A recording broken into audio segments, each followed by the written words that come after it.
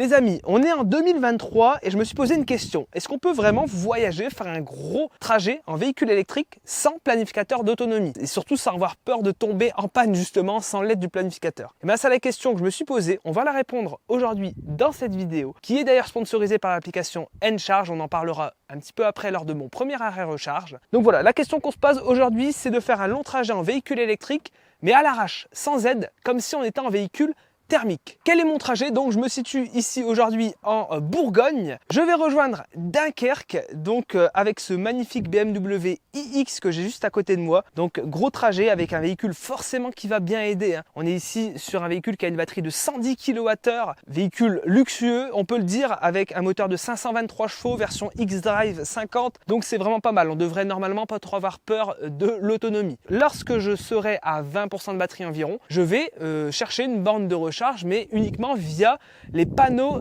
sur l'autoroute. C'est quoi un planificateur? C'est tout simplement intégré dans beaucoup de véhicules électriques, alors pas tous malheureusement, mais directement lorsque vous mettez une destination dans le GPS, si celle-ci est trop lointaine, la voiture va vous dire que vous devrez vous arrêter uniquement voilà, pour vous recharger, tout simplement. Généralement, on a plus ou moins de détails.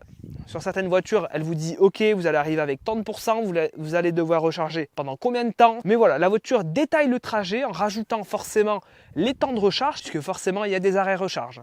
Moi je pense que j'en aurai 2 à peu près sur mon trajet. Donc voilà, planificateur c'est vraiment essentiel pour voyager sereinement en véhicule électrique, mais très clairement, pour moi, on peut maintenant, alors pour les véhicules qui sont quand même relativement efficients, qui ont quand même une bonne autonomie, on peut vraiment s'en passer facilement.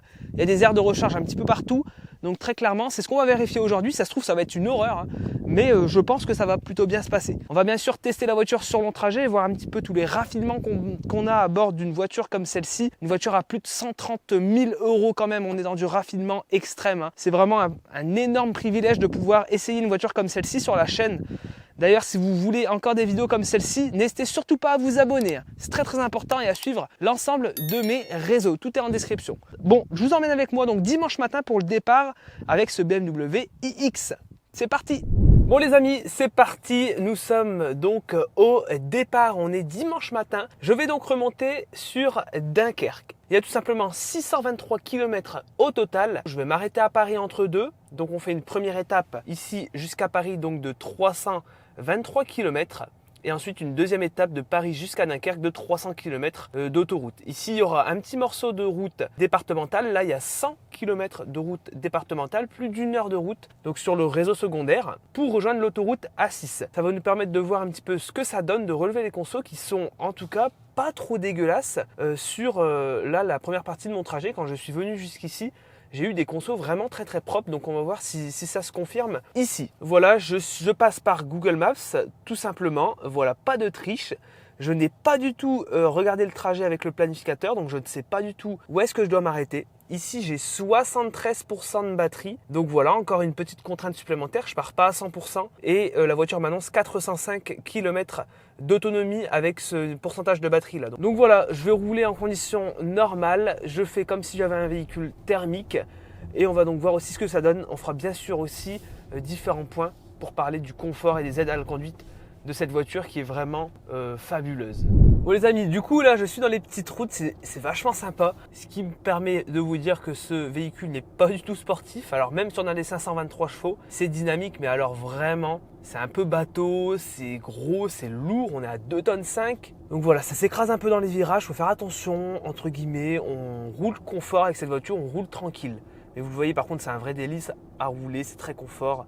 Les suspensions, etc. On est vraiment extrêmement bien assis. Les sièges se rapprochent plus des sièges de canapé que des sièges de voiture, très clairement. On est parfait. Ils sont massants en plus, donc c'est un véritable bonheur. Bon, et pour revenir un petit peu sur le concept de la vidéo, vous allez me dire, mais Max, c'est un peu dommage de ne pas tester le planificateur intégré dans cette voiture. On est dans une voiture à 131 000 €, donc le planificateur doit être génial. Et bien en réalité, pas tant que ça, puisqu'on a le même logiciel que ce qu'on a tout simplement dans le BMW iX1 que j'ai déjà testé. J'ai fait un road trip avec la voiture, un gros road trip d'ailleurs où je teste justement le planificateur en lui-même. Donc si vous êtes intéressé par ces informations-là, que vous voulez voir le planificateur BMW, eh ben c'est la vidéo iX1 qu'il faut regarder. Bon les amis, je suis à maintenant presque 84 km de route secondaire, donc départementale à 80-90. Et vous le voyez, j'ai une conso de 15,9 kWh au 100. C'est c'est bluffant. Alors là, je peux vous dire qu'on a vraiment énormément d'autonomie en passant par le réseau secondaire. On voit que c'est vraiment son point fort. Et là, on est à 355 km d'autonomie annoncée. C'est vraiment bluffant, hein. Pour un véhicule de 2,5 tonnes, c'est incroyable. Alors là, on est dans des conditions parfaites. Il fait 20 degrés, il n'y a pas du tout de vent. Donc c'est idéal. C'est un petit peu ce que je crains, c'est que le véhicule soit très très sensible au vent. Comme on est sur un SUV qui est haut, qui est large, on a une prise au vent assez énorme. Et dès qu'il y a des rafales ou pas mal de vent sur autoroute, à mon avis, la conso risque de s'envoler. C'est ce que j'avais constaté avec le iX1. Donc pour l'instant, pas du tout de problème. Je suis à 56% de batterie. Donc pour l'instant, pas de panique. Il me reste tout de même pas mal de routes. 2h25 de route et 229 km. Là, on va bientôt arriver sur l'autoroute A6. Donc on va vraiment pouvoir bombarder. Au niveau des aides à la conduite, c'est vrai qu'il faut en parler. J'ai aujourd'hui le Drive Assist classique. J'ai pas le Drive Assist Pro. En gros, le Drive Assist, c'est vraiment le maintien de voie classique, conventionnel, entre guillemets. Le Drive Assist Pro, on a pas mal de fonctions en plus.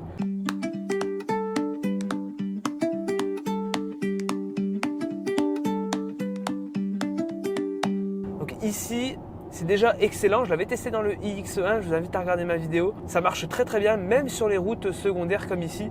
Vous voyez, je lâche les mains, la voiture est parfaitement dans ses lignes. Alors c'est pas forcément fait pour ça, mais ça marche quand même très bien. Donc voilà, en tout cas pour ce qui est des aides à la conduite, on va maintenant monter sur l'autoroute et on va faire un petit point. Je vais remettre mes consos à zéro justement en montant sur l'autoroute, comme ça on aura vraiment une conso route et une conso autoroute. Et bien sûr aller se recharger tout à l'heure. On va voir si je trouve une station facilement ou non.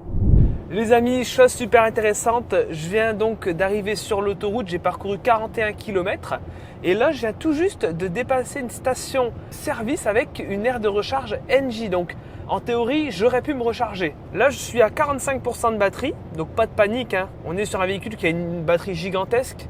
Donc ça le fait largement. Il m'annonce encore 255 km d'autonomie. Consommation 24,2 kWh au 100.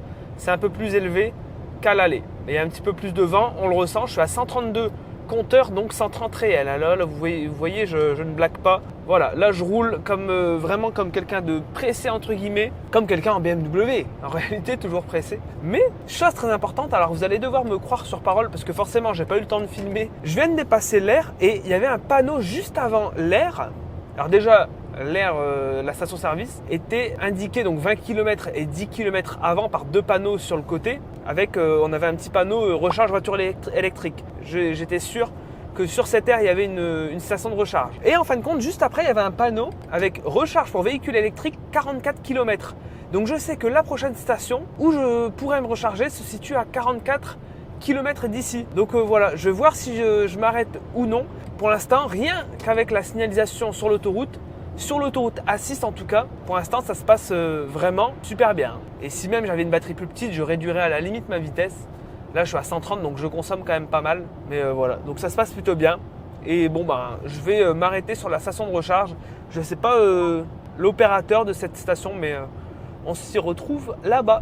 Bon les amis, je suis arrivé à mon premier arrêt recharge et je me suis pas du tout arrêté à l'endroit prévu. Souvenez-vous, je vous avais dit 44 km. Finalement, j'ai été à 2 stations après, puisque c'est tellement bien indiqué finalement sur la route que je peux uniquement me fier au panneau. Ici, on est chez Engie. Je vais brancher la voiture, on va voir combien elle prend et ensuite, je vais vous parler donc de l'application Encharge. On sélectionne le connecteur, on va prendre la carte RFID et là, est-ce que ça va passer? Relais connecteur au véhicule, ça a l'air d'aller. Par contre, leur système de câbles qui traîne par terre, faut vraiment changer ça parce que c'est vraiment merdique.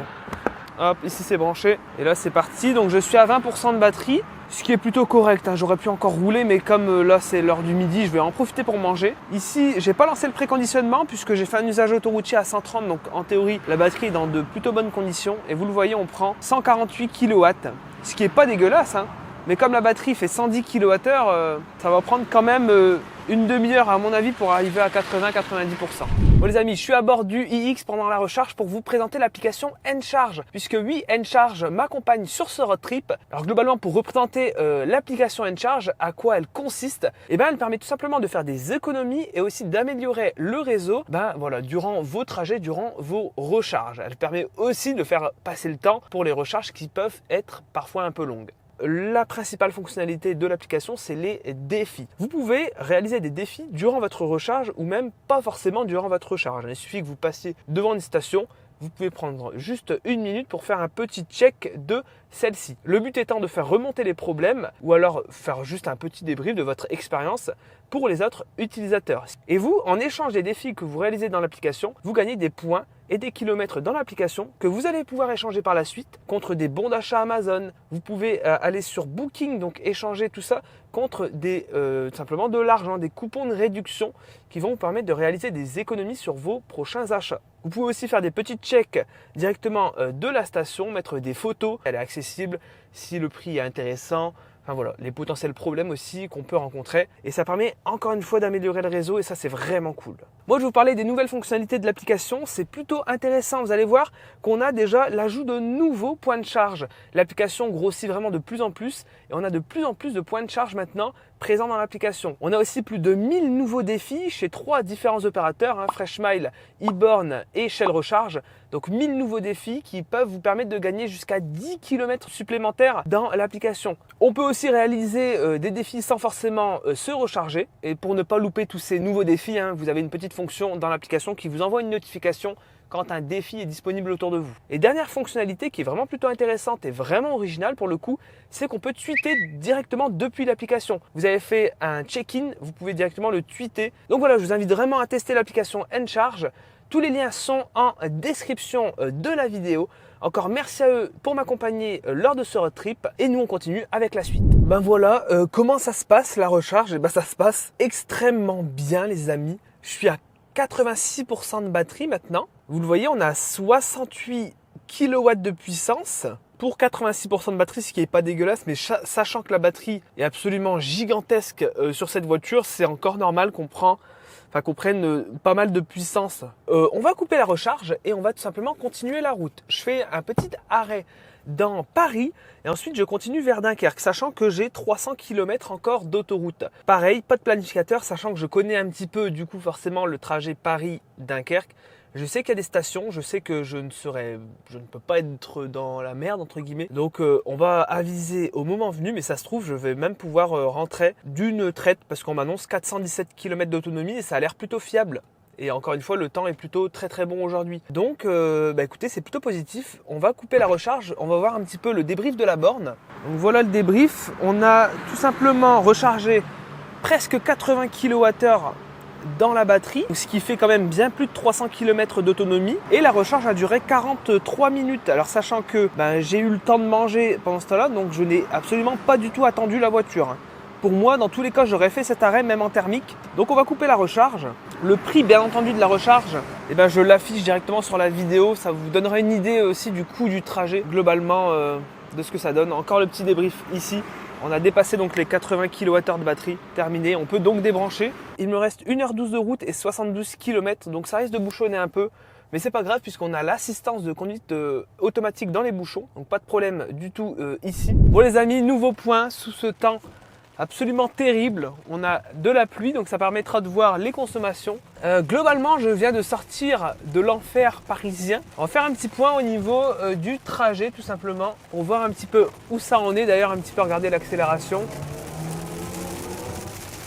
Bon, voilà, ça marche bien, vous en doutez. Bon, forcément, avec ce temps, je vais devoir rouler à 110.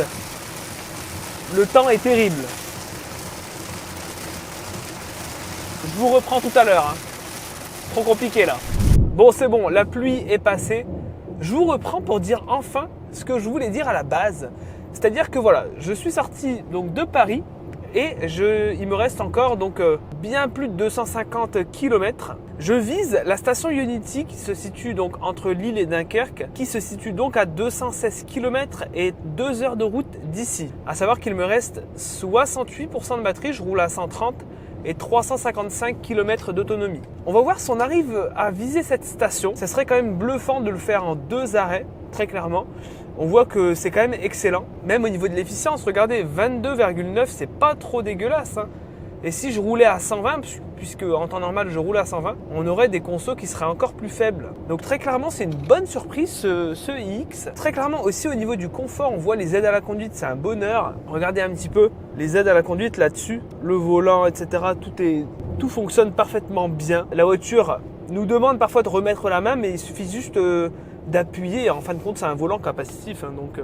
Heureusement, sur un véhicule à 130 000 €, la question que je me pose, c'est qui achète vraiment cette voiture à ce prix? À mon avis, en France, ils ne doivent pas en vendre beaucoup. Ça marche peut-être certainement plus, peut-être aux Pays-Bas ou en Allemagne, où là, ça doit bien marcher. On arrive sur l'aire de péage de Chaman, donc juste après Paris. On va essayer de faire un petit départ, là, j'ai envie de vous montrer en mode sport. C'est parti!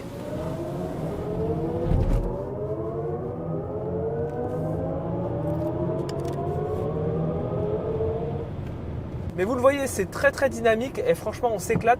En plus on a le son, le Iconic Sound qui est réglable et qui varie. Ah merde, mon micro était à l'envers. Les amis, finalement, voilà, encore un nouveau changement de programme. Mais j'ai moins d'autonomie que la voiture, donc je vais faire un arrêt très très court. Ce qui va me permettre de faire une toute petite recharge. Je ne m'arrête pas pour recharger, mais je vais en profiter, hein. Il y a une station Fastned, une petite station Fastned juste avant Lille. Enfin du côté de Arras du coup. Donc je vais m'y arrêter, j'aime bien cette station en plus. Donc allons-y, hein. Ça peut permettre de gagner 10-20%. Du coup j'ai pas de préconditionnement, mais là il fait 32 degrés aujourd'hui. Donc là ça chauffe pas mal. Alors chez Fastned on scanne. Moi je vais prendre le 5. Donc là c'est parti, ça se lance. Comme je vous l'ai dit, c'est une toute petite recharge, hein. Mais voilà, je suis à 40%. On est sur donc les Alpitronic. Et là la puissance est en train d'augmenter tranquillement. 102. Est-ce qu'on va prendre plus que 150 par rapport à chez NJ juste avant? Ce qui n'est pas dégueulasse du tout, hein, 192 kW. Donc rien qu'en 5 minutes, le temps, admettons, d'aller aux toilettes, je vais voir ce qu'on arrive à avoir. Donc là je suis à 41%. On va voir ce que ça donne. Bon voilà, hop, petit arrêt de 7 minutes seulement et je suis passé de 41 à 55%. J'ai récupéré presque 18 kWh dans la batterie, donc ce qui est pas trop dégueulasse, hein. Ça fait un peu moins de 100 km d'autonomie. Donc voilà, cette caisse est folle. Et vous le voyez, donc même pour un arrêt très très court, on peut clairement faire des petites recharges comme ça, un petit peu à droite à gauche. Je vais voir ce que je fais, si je me recharge à l'arrivée ou non, mais là je suis clairement tranquille pour aller jusqu'à Dunkerque, le point d'arrivée. Bon écoutez, on continue le trajet. Les amis, nouveau petit point, qu'est-ce que ça donne? Je suis toujours sur la route, l'heure a tourné un petit peu, j'ai fait un petit arrêt sur Lille et en réalité comment ça se passe? Et ça se passe très bien au point où je ne vais pas recharger avant de rentrer. Donc ce qui fait une charge chez NJ plus une micro-charge chez Fastned de 7 minutes. Et encore je suis large, j'étais même pas obligé de faire la recharge chez Fastned. Je suis à 21 kWh, enfin 21,8 kWh au 100. Donc 21,8 c'est bluffant. Il me reste 34% de batterie et 191 km d'autonomie avec justement 34% de batterie. Donc c'est quand même pas mal. Donc je vais tout simplement recharger à destination. Je ne vais pas faire d'arrêt recharge supplémentaire, ce serait totalement inutile. Mais donc voilà, juste pour dire que voilà, plus de 630 km, ça se fait les doigts dans le nez, sans planificateur. À aucun moment je suis venu dans le planificateur de la voiture. Alors certes, on perd l'avantage entre guillemets du préconditionnement. Là aujourd'hui, on a eu des 32 degrés, donc pas la peine d'avoir le préconditionnement. Mais l'hiver, c'est vrai que avoir un planificateur, ça permet d'automatiser le préconditionnement de la batterie. C'est quand même vachement intéressant, sinon il faut le faire de manière manuelle. Sinon, on le voit, voyager en voiture électrique comme une thermique, en tout cas avec celle-ci, ça se fait parfaitement bien. Est-ce que ça se fait bien sur tous les trajets? Je ne sais pas. Ça sera à tester, peut-être un nouveau format, on verra. Mais en tout cas avec le iX, ça se fait parfaitement bien. Effectivement, avec une Mégane, une MG4, un Kia Niro, j'aurais peut-être un petit peu plus peur entre guillemets. Et encore maintenant, il y a des aires de recharge, des stations de recharge sur toutes les aires de service. Pas les aires de repos, mais les aires de service. Donc ça veut dire qu'on peut vraiment y aller quasiment les yeux fermés. Et les planificateurs deviennent de moins en moins pertinents pour en tout cas un long trajet, etc. Et moi je vous dis ciao!